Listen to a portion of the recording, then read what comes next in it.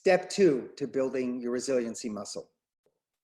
Resilient people see themselves as having some agency in the world. In this regard, they consciously or unconsciously focus on what they can control.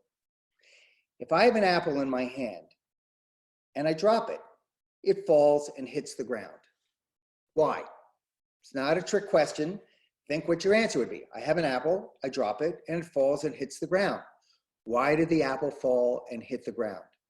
Answer 1, gravity. Answer 2, I dropped it. Everything that will come to you today, tomorrow, and in your future will be in one of 2 categories. The things you can't control, gravity, and the things you can control, you dropped it. Resilient people naturally move away from the first and towards the second. They seek actions within their grasp and away from those things they ultimately have no agency.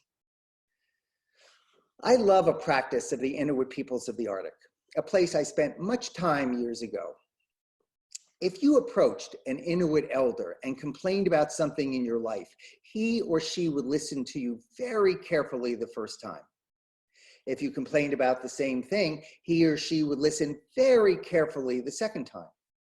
If you complained a third time, he or she would again listen very empathetically, maybe as if they were hearing it for the very first time. But if you complained about the same issue a fourth time, they would silently stand up, turn their back on you, and walk away. Because at that point, they believed you were more committed to your problem than you were to finding a creative solution. It was a reminder. Don't blame gravity. Instead, focus on your hands. Years ago, after the war in Bosnia, I worked with a remarkable woman named Saida Saric, who was the country director for a terrific organization called Women for Women International.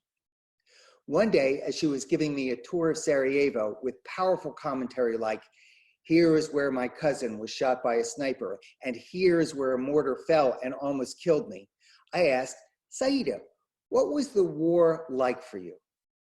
"Oh, David," she quietly said, "it was so hard. The fear, the starvation, the constant struggle, the death everywhere." Then she looked away, smiled a wicked smile and said, "But I do miss the parties.